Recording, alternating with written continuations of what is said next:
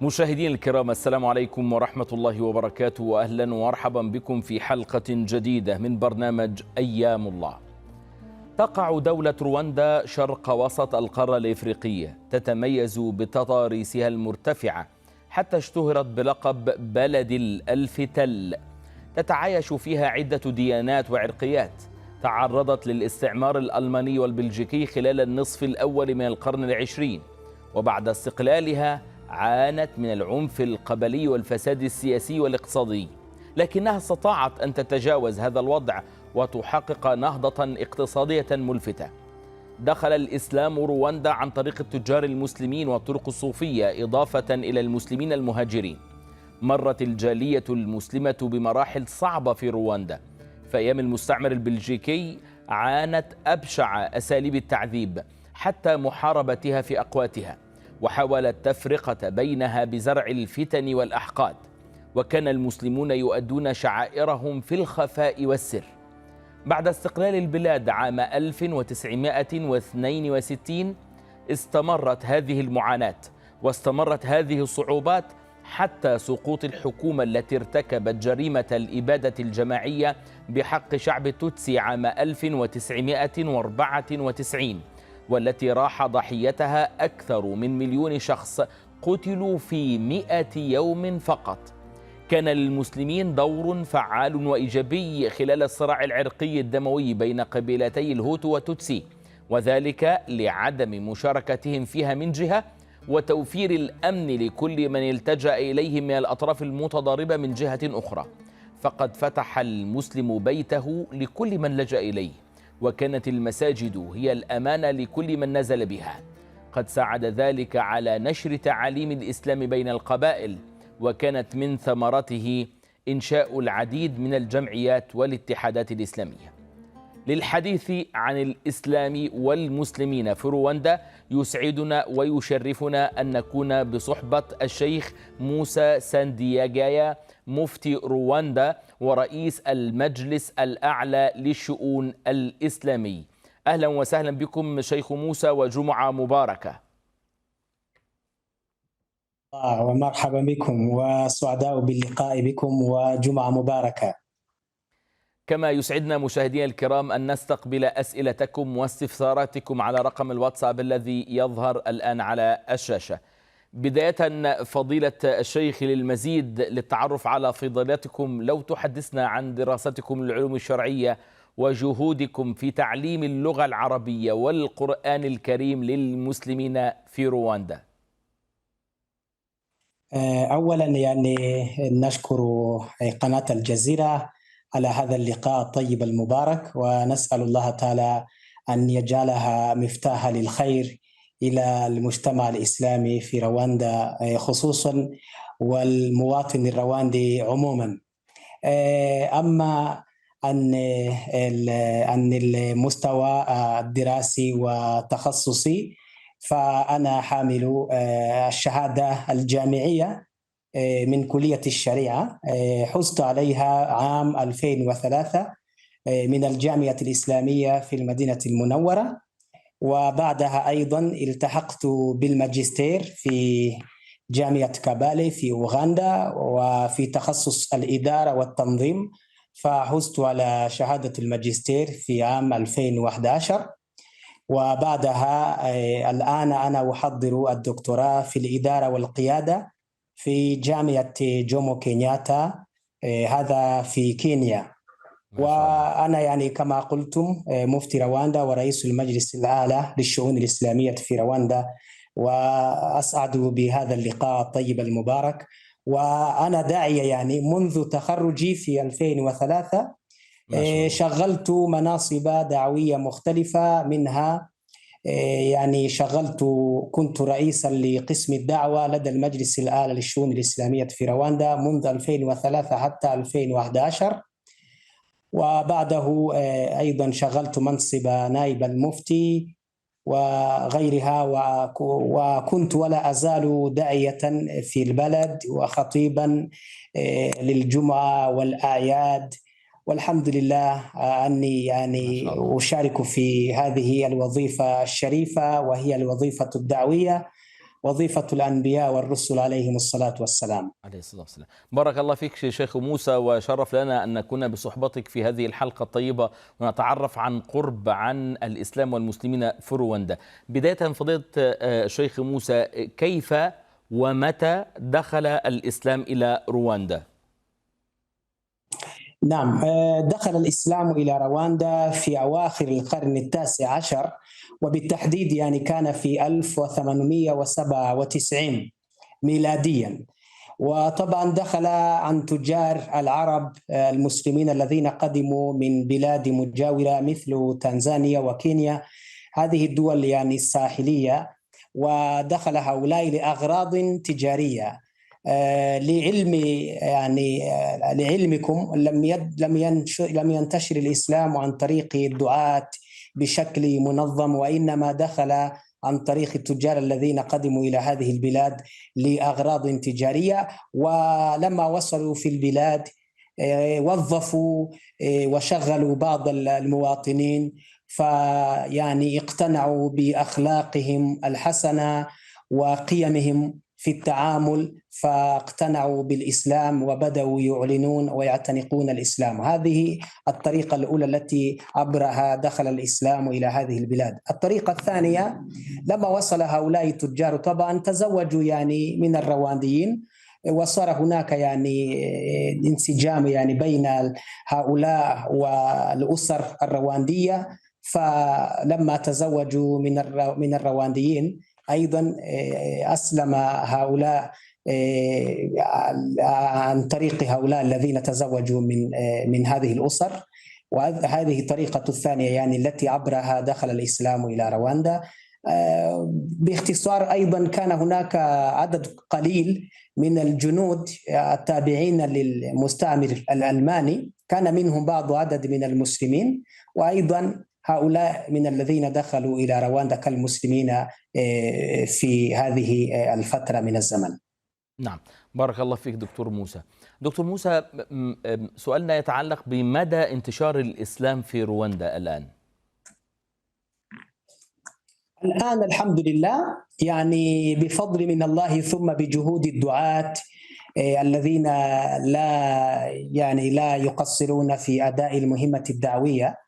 ونفيدكم علما بأننا الآن 130 داعية يحملون الشهادة الجامعية من الجامعات الإسلامية في الدول الإسلامية المختلفة، وأيضا دونهم من يحمل الشهادة الثانوية في التخصص الشرعي، الذين تخرجوا من المعهد الإسلامي المحلي، معهد الهداية الإسلامي في رواندا، وغيرهم من الدعاة الذين تدربوا في دول مختلفة وفي جامعات مختلفة، فهم لا يقصرون في أداء المهمة الدعوية ولله الحمد.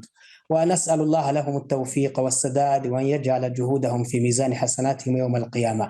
وأما عن مدى انتشار الإسلام في رواندا، ممكن نقسم هذه الفترة يعني إلى 3 مراحل.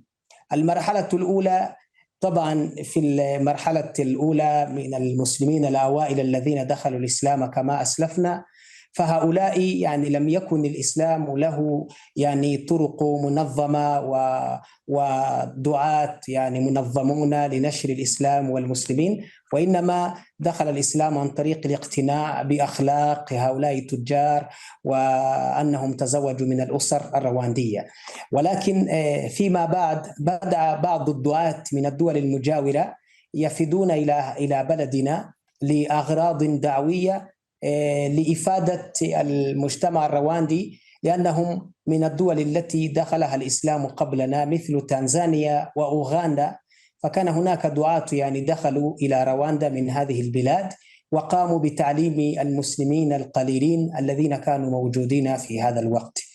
وبعده في عام 1971 تم أولا في 1964، هذا قبل 60 سنة، تم تأسيس المجلس الأعلى للشؤون الإسلامية بأهداف مختلفة، ومنها نشر الإسلام والتعريف بقيمه في أوساط المجتمع الرواندي. فهذا المجلس الإسلامي الذي تم تأسيسه قبل 60 عاما، فقام بدور فعال وكبير في نشر الإسلام، وبدأ ينظم أمور الدعوة والأنشطة الدعوية تقام تحت مظلة المجلس الأعلى للشؤون الإسلامية.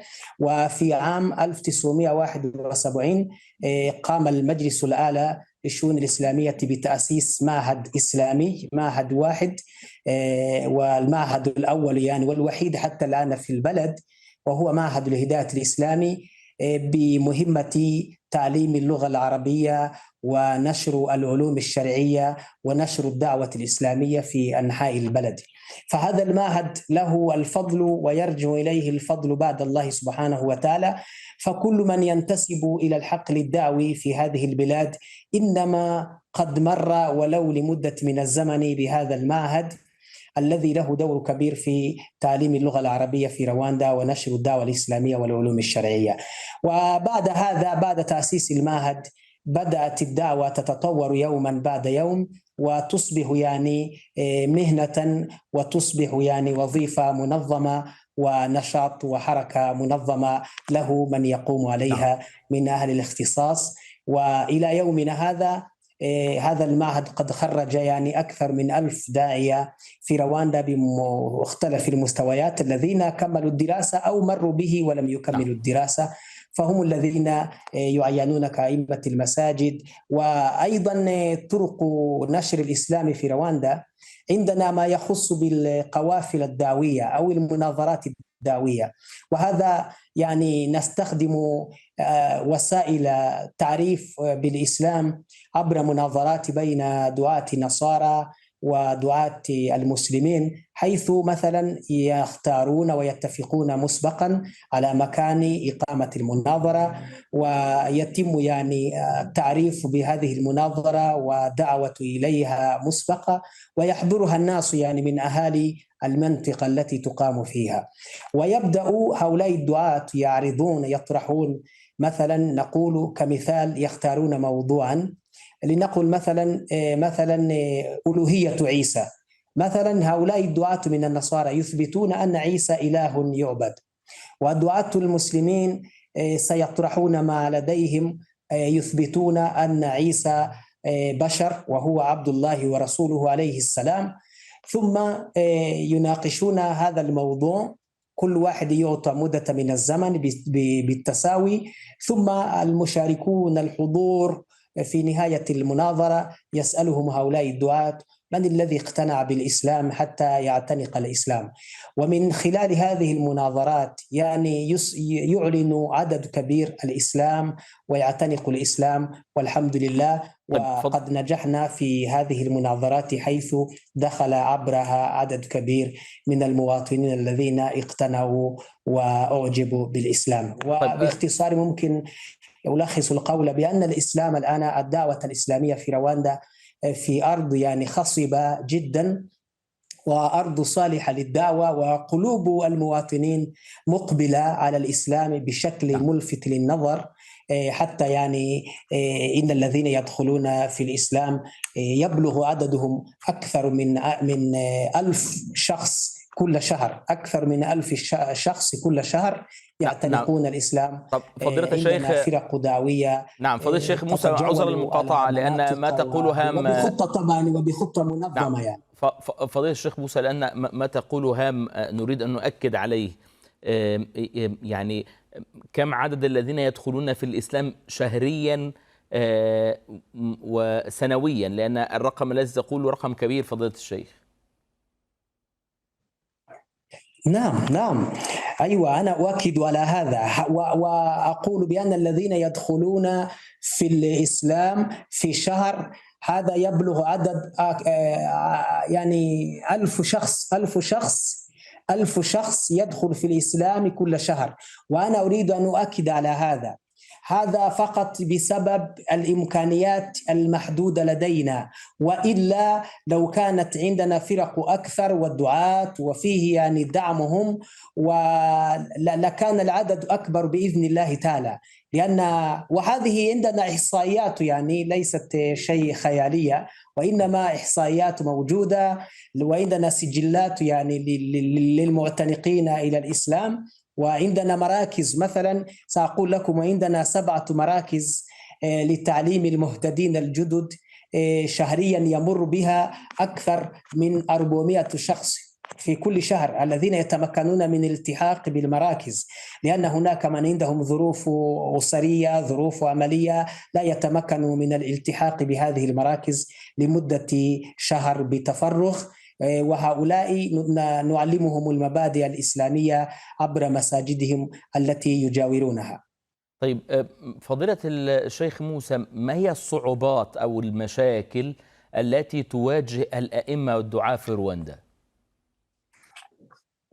نعم، أولا نقول يعني هذه التحديات والمشاكل التي تواجه المجتمع الإسلامي في رواندا عموما، وبطبيعة الحال يعني أيضا تشمل هؤلاء الدعاة الذين لا يقصرون في أداء المهمة الدعوية.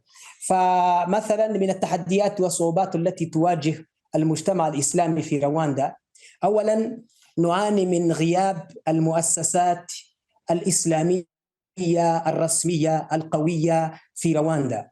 يعني ونعني بالمؤسسات الرسمية مؤسسات الدول الإسلامية، فلا توجد في رواندا مؤسسة رسمية يعني من أرض يعني نشأتها تأتي إلى العمل في رواندا. فقط مثلا من المؤسسات الرسمية الموجودة عندنا فقط جمعية العون المباشر من الكويت، وطبعا أيضا جهودها محدودة جدا، فليست يعني قوية لتكفي كل ساحة وحدها، فلا توجد مؤسسات أخرى خيرية دعوية رسمية تعمل في رواندا. أيضا من التحديات التي تواجه المجتمع الإسلامي في رواندا أيضا ضعف البنى التحتية اللازمة في أي مجتمع كان.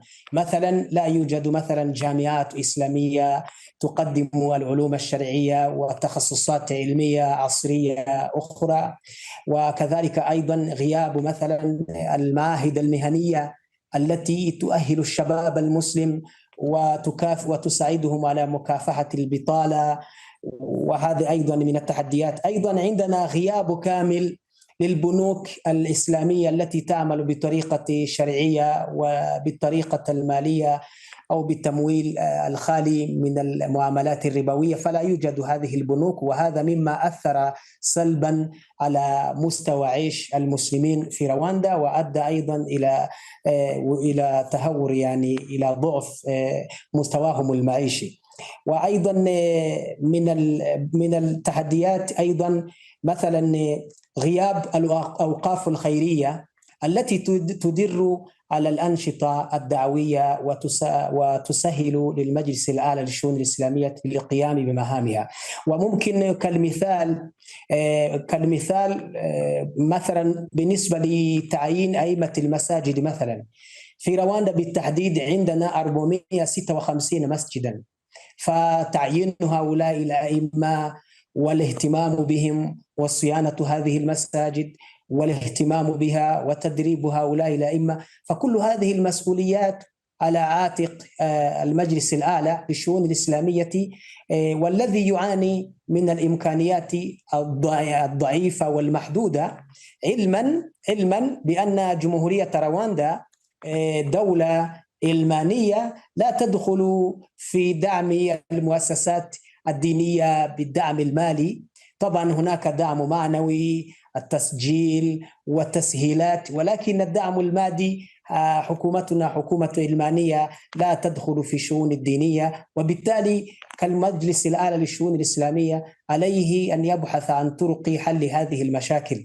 ومن هذا المنبر الطيب المبارك أوجه النداء إلى رجال الدعوة والمؤسسات الخيرية في العالم الإسلامي أن يوجهوا جهودهم للعمل في رواندا، لأن أرض رواندا خصبة جدا للدعوة وقلوب المواطنين ولله الحمد مقبلون ومرحبة بالدعوة الإسلامية. فلو كانت هناك جهود كبيرة وجهود يعني منظمة أكثر لكانت نتائج من يعتنق الإسلام أكثر، وهذا ما نشاهده ونحن واقفون على هذا الواقع. نعم فضيلة الشيخ موسى، وأنت تتحدث عن تكوين العلماء وتكوين الدعاة في رواندا، ما هي المدرسة الإسلامية سواء الفقهية أو الدعوية التي تتبعوها في تعليم الدعاة وفي نشر الإسلام في رواندا؟ نعم، هذا سؤال وجيه جدا. بطبيعة الحال مثلا الدعاة الذين قدموا إلينا من أبناء هذا البلد كما قلنا لقد التحقوا ولا يزالون يلتحقون بالجامعات الإسلامية في الدول الإسلامية المختلفة، وهذا يشكل يعني تنوعا في المذاهب حسب البلاد التي درسوا فيها. ولكن إذا رجعوا إلى هذه البلاد لحرص المجلس الأعلى للشؤون الإسلامية في رواندا، فقد اتفق أو وجه المجلس الأعلى للشؤون الإسلامية في رواندا جميع الدعاة بأننا نوحد رؤيتنا الدينية، وأيضا للحفاظ على وحدة المسلمين، وأيضا لنبذ أي فرقة التي قد تطرأ على المجتمع الإسلامي في رواندا. ومن هنا أستطيع أن أقول بأننا لا نتعصب لمذهب معين، وإنما نحاول أن نبحث عما نتفق عليه من المذاهب الفقهية المعتبرة في العلماء المسلمين. وبالتالي هنا لا نتمذهب بمذهب معين فقط، وإنما نحاول كالعلماء وتحت رؤية المجلس الأعلى للشؤون الإسلامية في رواندا أننا نوحد الرؤية ونوحد الفتاوى، وعندنا أجهزة للفتاوى ولتنظيم أمور الدين. ثم إذا قدم هؤلاء الدعاة بعد تخرجهم عندنا دورات تأهيلية تقام للدعاة لفترة من الزمن، ويعني تتفق كلمتهم على توجيه المسلمين نحو الرأي الصواب والراجح دون تعصب لمذهب معين. وهذا أيضا مما يخدم المجتمعات ذات الأقلية الإسلامية، فقد خشينا من تشتت الآراء والأفكار مما قد يشتت المسلمين وهم ضعفاء أصلا، لأنهم يعني كما قلنا بأنهم من الأقليات الإسلامية، وبالتالي لا يناسبهم التمذهب والتعصب لآراء معينة والتي قد تؤدي بهم إلى الفرقة والاختلافات التي تسبب في إضعاف المسلمين في هذه البلاد. ولله الحمد، ونستغل هذه الفرصة لنقدم شكرنا للدعاة والمشايخ الذين الروانديين الذين يعني فضلوا وحدة المسلمين وأيضا اجتماع كلمتهم، ولله الحمد نتمتع بها كالمجتمع الإسلامي في رواندا، والمشايخ أو الإخوة الذين يزورون رواندا يلاحظون هذا. فكل مساجد تحت توجه واحد ورؤية واحدة، وهو توجه سليم وسني، والحمد لله ذو منهج سليم وقويم والحمد لله، وهذا بفضل من الله ثم بجهود هؤلاء الدعاة الذين تخرجوا من الجامعات الإسلامية. نعم، بارك الله فيك دكتور موسى ووفقكم الله فيما تقومون به. فضيلة الدكتور موسى، الشيخ موسى، يعني هناك تاريخ معين ما قبله أو ما بعده ليس كما قبله. هذه هي الحرب الإبادة الجماعية في عام 1994 ضد التوتسي، كان للمسلمين دور كبير فيها، وأثرت كذلك على المسلمين بعد هذا الأمر. كيف يعني، لأن هذا الأمر تاريخ وربما كثير من المشاهدين لا يعرف ماذا حدث في هذه الحرب التي يعني قتل قرابة المليون في 100 يوم. كيف كان المسلمون يتعاملون في هذه الحرب وكيف أثرت عليهم؟ نعم، أولا يعني نفيد المشاهدين بأن طبعا الإبادة الجماعية ارتكبت ضد قبيلة توتسي، وراحت ضحيتها أكثر من 1,000,000 شخص في 100 يوم فقط كما تفضلتم. وهذا التاريخ حقيقي وواقعي. وطبعا هذه الإبادة الجماعية وقعت نتيجة الكراهية القبلية التي قامت بغرسها الحكومة السابقة التي ارتكبت هذه الجريمة، وحرضت شعبها من قبيلة التوتسي على قتل واستئصال وإبادة ضد قبيلة التوتسي. فحرضت قبيلة هوتو على قبيلة التوتسي، يعني هذا ليفهم جيدا أن الحكومة السابقة حرضت قبيلة هوتو على قبيلة التوتسي، وهذه العصبية والكراهية القبلية هي التي غرست من طرف هذه الحكومة السابقة التي ارتكبت هذه الجريمة. وطبعا الإبادة الجماعية أيضا نفيد المشاهدين علما بأن الإبادة الجماعية لم تتوقف مثلا من عفو ورحمة هؤلاء المجرمين الذين ارتكبوا هذه الجريمة، وإنما قامت هناك جبهة معارضة تحرر البلد بقيادة فخامة الرئيس الحالي السيد بول كاغامي، فهو الذي قاد معركة إيقاف ومحاربة ضد الحكومة السابقة التي ارتكبت جريمة الإبادة الجماعية ضد قبيلة التوتسي. فالرئيس الحالي فخامة الرئيس بول كاغامي هو الذي كان قائدا لمعركة تحرير البلد وإيقاف الإبادة الجماعية، وقد وفق في هذه المهمة، فهو الذي كان يقود هذه المعركة لإيقاف الإبادة الجماعية وتحرير البلد. وأما عن الموقف المسلمين في خلال الإبادة الجماعية، أولا تعرفون يعني أن الإسلام ضد العنصرية وضد العصبية القبلية وضد الكراهية العصبية والعرقية. فمن هذا المبدأ ومن هذه القيم الإسلامية النبيلة قام المجلس الأعلى للشؤون الإسلامية بنشر تعميم، وهذا قبل وقت الإبادة الجماعية، لكن في أيام إعداد الإبادة الجماعية في 92 و 93، يعني 1992 و 1993. طبعا كانت هذه الفترة قبل بداية الإبادة الجماعية الحقيقية والفعلية، ولكن كانت الأفكار تغرس والكراهية يعني تنشر في قنوات إعلامية مختلفة يغرسون أفكار الكراهية ضد قبيلة التوتسي. فقام المجلس الأعلى للشؤون الإسلامية في ذلك الوقت بزعامة الشيخ أحمد مغويزة الذي كان مفتيا لرواندا في تلك الفترة، وكان رئيسا للمجلس الأعلى للشؤون الإسلامية في رواندا.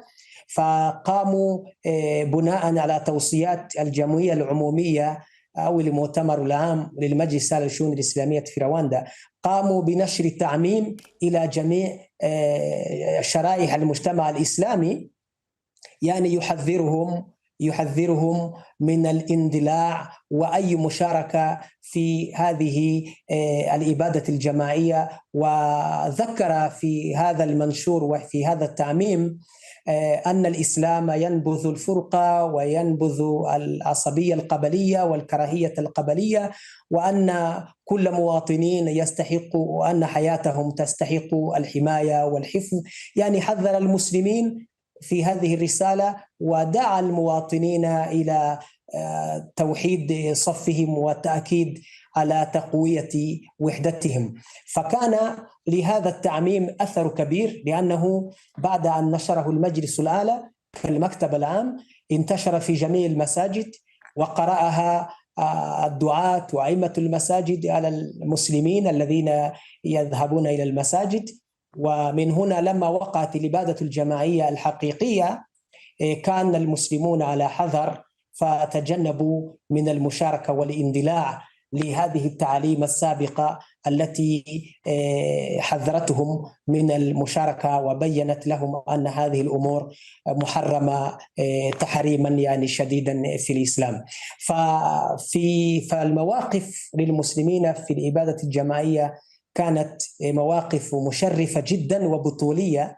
سأضرب فقط كمثال واحد: عندنا منطقة اسمها مباري. هذا المنطقة وقف المسلمون، وهذا كمثال كنموذج، ولكن فيه يعني نماذج كثيرة، ولكن وقف المسلمون في هذه المنطقة وقاموا بحماية التوتسي المستهدف في ذلك الوقت، ويعني قاموا ولعبوا دورا هاما وكبيرا في حماية التوتسي المستهدفة في ذلك المكان. وكانت القصة على نحو التالي باختصار: أولا قام المسلمون بجلب التوتسي بعد البحيرة، وذهبوا إليهم القوالب المحلية التقليدية، وركبوهم في هذه القوالب، وجاءوا بهم وادخلوهم في مسجد اسمه مسجد مبالي، وقاموا بحمايتهم ضد الميليشيات التي هاجموا هذا المسجد. وقام المسلمون رجالا ونساء بالدفاع وحماية هؤلاء التوتسي الذين لجأوا إلى داخل المسجد. فقاموا بحمايتهم بضعة أيام، وعجز الميليشيات من الهجوم لقتل هؤلاء، حتى علمت الجهات الحكومية العليا، وتعرفون يعني أن الحكومة كانت توجههم أنها هي التي تنظم وتقتل الشعب. فلما علمت الحكومة أرسلوا يعني إمدادات عسكرية مسلحة إلى هذا المسجد، وأرسلوا يعني الجيوش والجنود المسلحين، وذهبوا لدعم هؤلاء الميليشيات. ومن هنا تمكنوا من قتل التوتسي الذين كانوا بداخل المسجد، وأخرجوهم منه من أيدي المسلمين، علما بأن المسلمين قاموا بحماية بقدر إمكانهم بدون أسلحة حديثة، وإنما كانت لهم أسلحة تقليدية، وقام الرجال والنساء بالأحجار ويعني وقاتلوا هؤلاء الميليشيات. ولكن أخيرا يعني غلبتهم هؤلاء الميليشيات بدعم من الحكومة كما أسلفت. ولكن نجا من هؤلاء بعض التوتسي حتى أدلوا يعني بشهادتهم، وهذه حياة واقعية التي مروا بها. وفي هذه المعركة قتل فيها نائب إمام المسجد الذي كان مع إمام، والمسلمين يدافعون ويقاتلون لحماية هؤلاء. فقتل نائب إمام المسجد ونجا الإمام، واسمه راشد باغابو، وهو رجل معروف وعنده وسام من الدولة لتقدير مواقفه خلال نعم. الإبادة الجماعية، وسام التقدير والرفعة والاحترام. فضيلة الشيخ، أريد أن أسألك هذا نموذج واحد ولكن فيه نعم، أريد أسألك عذر المقاطعة، يعني كيف أثر أداء المسلمين في هذه الإبادة الجماعية التي كان المسلمون فيها هم الملاذ الآمن لقبيلة التوتسي؟ كيف أثر أدائهم هذا عليهم بعد حرب الإبادة؟ هل هذا الأمر انعكس على وضع المسلمين في رواندا؟ نعم، بكل تأكيد. يعني هذه المواقف التاريخية والمشرفة أولا أثر على المسلمين إيجابيا من نواحي ثلاثة كالآتي. الناحية الأولى أو الجانب الأول، أولا من ناحية التقدير، جانب التقدير والاحترام، لأن الحكومة الرواندية قامت بمناسبة لشكر وتقدير المسلمين على هذه المواقف المشرفة. ومن هذه المناسبة فتحت الحكومة أبواب الدعوة أمام دعاة الإسلام، وقالت لهم: اذهبوا أيها المسلمون وانشروا هذا الدين وقيمكم وتعاليمكم التي منعتكم من المشاركة في هذه الإبادة الجماعية، والتي أدت بكم إلى تميز عن غيركم. هذا تأثير إيجابي جدا، كون أبواب الدعوة يعني تفتح أمام الدعاة المسلمين لكي يقوموا بنشر التعاليم والقيم الإسلامية السمحة، والتي يعني أثبتت وجودها وأنها قيم إنسانية وقيم الرحمة وقيم يعني معتدلة وقيم إنسانية. هذا الناحية الأولى. الناحية الثانية من خلالها أثرت هذه المواقف المشرفة البطولية على المسلمين في البلاد ووضعهم أيضا ناحية إعجاب المواطنين بالإسلام. فكما قلت وأسلفت أن الدعاة المسلمين إذا دخلوا في أي مكان هناك إقبال كبير جدا على الإسلام والمسلمين، وهذا الإقبال وهذا الإعجاب من المواطنين بالإسلام هذه نتيجة المواقف المشرفة التي وقفها المسلمون خلال الإبادة الجماعية. وأيضا هناك عدد كبير من المواطنين الذين أعلنوا إسلامهم ولكن أضافوا عليها أنهم يسلمون لأنهم نجوا في ملاجئ وملاذ المسلمين في المساجد. وعندنا أيضا مسؤولون من الحكومة الذين نجوا وكانت المساجد ملاذا لهم أو بيوت المسلمين، وهذه كلها أثرت يعني إيجابا على وضع الإسلام والمسلمين وعلى رفع من شأن المسلمين وعلى تميز مكانتهم واحترامهم لدى أوساط المواطن الرواندي. فهناك أيضا بحوث وهناك رجال باحثون قدموا إلى هذه البلاد ووقفوا على هذه الحقيقة التاريخية التي أثبتها المسلمون، وهناك كتابات مختلفة من الكتاب الغرب وغيرهم. نعم. فضيلة الشيخ موسى، يعني حضرتك تحدثت وقلت أن هناك 1000 رواندي يدخلون إلى الإسلام في كل شهر، وهذا رقم طيب وجهد مبارك رب جعله الله في ميزان حسناتكم، لكن لماذا يترك الإسلام عدد من الذين اعتنقوه؟ ماذا ممكن تعيد السؤال؟ كنت أسألك فضيلة الشيخ، أنت قلت أن هناك 1000 رواندي يدخلون إلى الإسلام أو يعودون إلى الإسلام في كل شهر، وهذا رقم طيب وجهد مبارك، لكن سؤالي هناك من يترك الإسلام بعد اعتناقه، لماذا؟ نعم، طبعا أولا عدد من يترك الإسلام بعد اعتناقه قليل جدا، ولكن يوجد لا سيما في المهتدين الجدد، وعندنا أيضا بعض الحالات من المسلمين يعني القدامى، لكن الأسباب ممكن يعود إلى شيئين. السبب الأول هو الجهل بالدين، يعني واحد يسلم ولكن كأنه ما اقتنع بالإسلام جيدا، أو لعله ما وجد فرصة لتعلم الإسلام كما ينبغي حتى يعني يفهم الإسلام ويعي ما معنى الإسلام. هذا السبب الأول. السبب الثاني يرجع إلى الأسباب المادية. بعض الناس يعني يجرون خلف المصالح، وبعضهم قد يجد بعض المغريات، لأن هناك أيضا جهود تنصيرية كبيرة جدا وقوية جدا، ولها يعني تستخدم يعني الطرق المادية لإقناع مثل هؤلاء الذين قد يكونوا من الفئة المحتاجة، من الفئة المتدنية، من الطبقة المتدنية التي تحتاج إلى الدعم، يحتاج إلى كفالة دراسية. وهذا أيضا نحن كالمجلس الأعلى للشؤون الإسلامية نرجعها إلى العجز الذي ذكرنا آنفا، أن المجلس الأعلى للشؤون الإسلامية نظرا لإمكانياته المحدودة جدا جدا جدا لا تقوى يعني على تلبية احتياجات المسلمين الجدد والمسلمين القدامى، وهذا من التحديات الكبيرة التي تواجهنا. ولأن المسلمين يحتاجون إلى البنى التحتية التي تؤويهم في البيئة الإسلامية، يحتاجون إلى مدارس، يحتاجون إلى كما قلنا إلى المهن، إلى المعاهد المهنية، التي تؤهل الشباب وتساعدهم في مكافحة البطالة.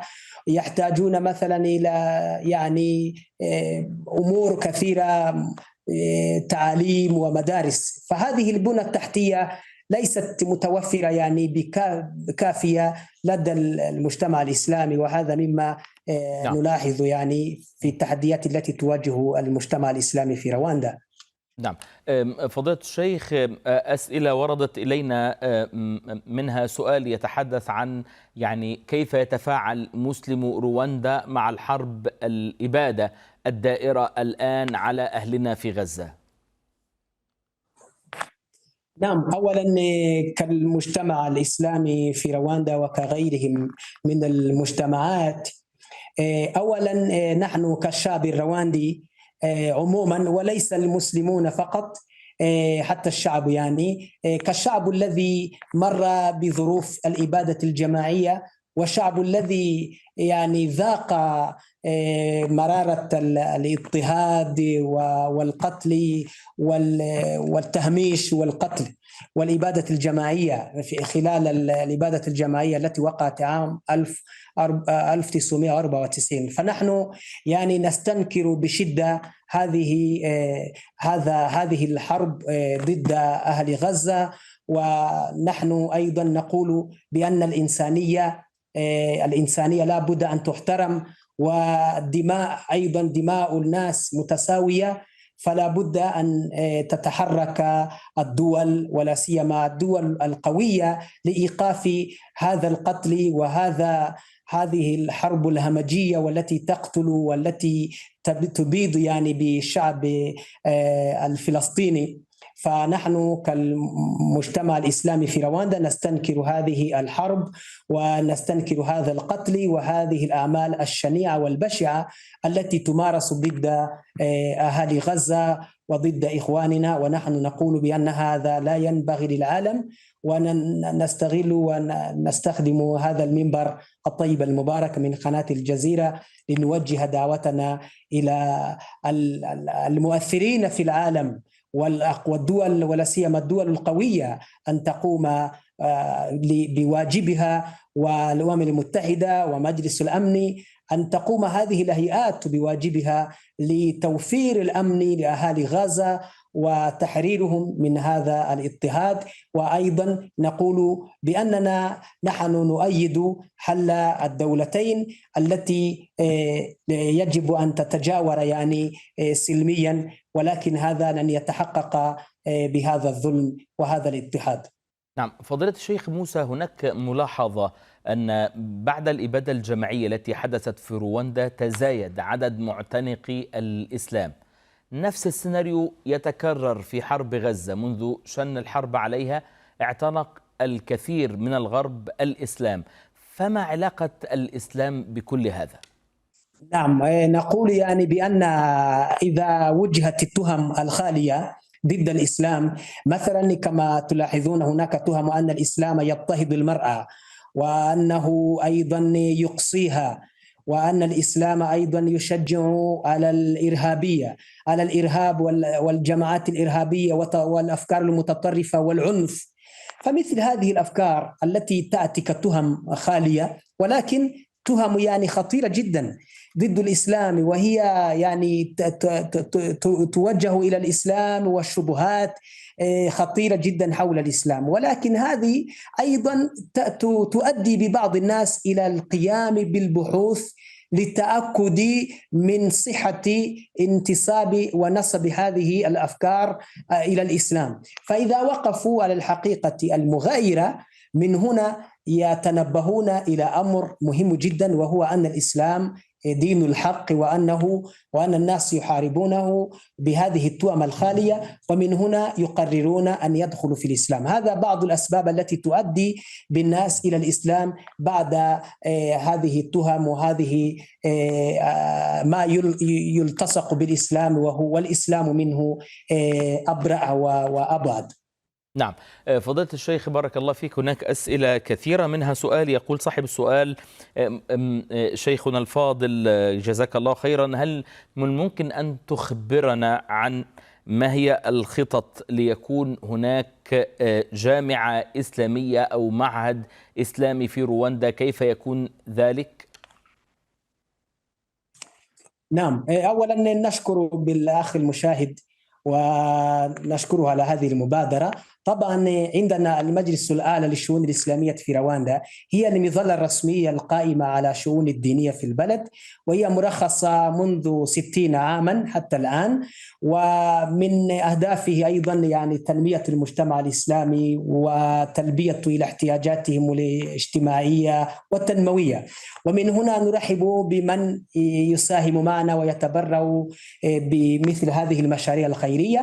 فمن أراد مثلا أن يتواصل معنا فعندنا يعني عناوين ربما سننشرها أيضا، ولكن الإدارة موجودة في رواندا. الذي يريد أن يزورنا، الذي يريد أن يتعاون معنا في الأعمال الخيرية، فالأبواب مفتوحة، وللمجلس الأعلى استعداد واستطاعة لتنسيق لمثل ولتنفيذ مثل هذه المشاريع وغيرها. وطبعا عندنا يعني تجربة وتجارب سابقة لمثل هذه المشاريع الخيرية، سواء تعليمية أو تنموية أو اجتماعية. فأهلا وسهلا بمثل هذه الأفكار البناءة. شيخ موسى، سؤالنا الأخير في هذه الحلقة من أحد المشاهدين يقول: ما هي التحديات التي تواجه الخطاب الدعوي في دولة رواندا؟ نعم، بالنسبة للخطاب الدعوي طبعا نقول بأن لا يعني فقط سنقسمها إلى الاثنين. الخطاب الدعوي خطاب دعوي مراقب مثلا. أولا نؤكد لكم بأننا لا نؤمن بخطاب الكراهية وخطاب العنف وخطاب التطرف. هذا منبوذ في تعليمات وإرشادات المجلس الأعلى للشؤون الإسلامية في رواندا. فله يعني الخطباء وأئمة المساجد لهم توجه الوسطية والاعتدال الخالية من التطرف والعنف. هذا يعني وهذا يعتبر من الخطوط الحمراء التي لا يقترب منها الدعاة أو أئمة المساجد في رواندا. هذا واحد. لكن هناك مثلا بعض الدعاة من خارج البلاد عبر هذه التقنية الحديثة، عبر مواقع التواصل الاجتماعي، فهذه مراقبتها يعني ليست سهلة، ولا سيما أن مصادرها بعض الدعاة مقيمون من خارج البلاد وكذا. فهؤلاء يجدون بعض القنوات مثلا لنشر بعض الخطابات التي يعني نلتبس منها أو التي نرى منها أنها خطاب مثلا التشدد مثلا. ولكن هذه طريقة تصعب مراقبتها. ولكن عندنا الداعية الموجود هنا محليا كل الخطابات وكل التعاليم الدينية ضد العنف وضد الكراهية وضد التشدد. فنحن مسلمون وإسلامنا إسلام معتدل ووسط ومنهج وسط، فلا نتشدد يعني أكثر من اللازم أو أكثر من الأمور التي شدد فيها الإسلام. ولكن خطاب الكراهية هذا منبوذ ومرفوض، وعندنا مراقبة. فكل داعية وكل مسجد يراقب. وعندنا طبعا لتحقيق هذه المراقبة أولا هناك استراتيجيات مختلفة. منها مثلا عندنا سجل لجميع الدعاة المنتسبين إلى الحقل الدعوي في رواندا، سواء أئمة المساجد، سواء كان في الدعاة المشايخ الذين يلقون الدروس العلمية في المساجد وغيرها والمحاضرات العلمية، وحتى الدعاة والفرق الدعوية في المناظرات الدعوية. فهؤلاء كلهم عندنا لهم سجل للدعاة في رواندا، وهذا سجل تحت مجلس العلماء والدعاة، والذي يندرج أيضا تحت إدارة عامة للمجلس الأعلى للشؤون الإسلامية. فالأمور الدعوية والحقل الدعوي في رواندا منظم ولله الحمد. والذي نفتقده فقط هي الإمكانيات المادية لتفعيل ولتنفيذ كثير من البرامج الدعوية والاجتماعية والتنموية للمجتمع الإسلامي في رواندا. ولكن الشأن الديني والشأن الدعوي والحقل الدعوي مراقب والحمد لله، وحماية يعني، والمجلس الأعلى يمتد نفوذه إلى جميع أنحاء البلد. وأنا أريد أن أؤكد على هذه الاستراتيجية الثانية والمهمة، وهو أن مثلا رجال الخير أو المؤسسات أو الأفراد الذين يقدمون إلى هذه البلاد كلهم لا يستطيعون أن ينفذوا برامج دعوية أو برامج خيرية يستفيد منها المسلم إلا عن طريق المجلس الأعلى للشؤون الإسلامية. حتى الحكومة الرواندية قبل أن تسجل أي مؤسسة إسلامية دعوية تطلب منها أمرين: وضحت الفكرة. الأمر تزكية من المجلس الأعلى للشؤون الإسلامية، والأمر الثاني اتفاقية التعاون بينها وبين المجلس الأعلى للشؤون الإسلامية. فكل مؤسسات دعوية وخيرية التي تعمل هنا محليا فكلها تعمل تحت إشراف ورعاية مباشرة من المجلس الأعلى للشؤون الإسلامية. وهذه الضوابط كلها لضبط وتنظيم العمل الإسلامي في رواندا، فليس هناك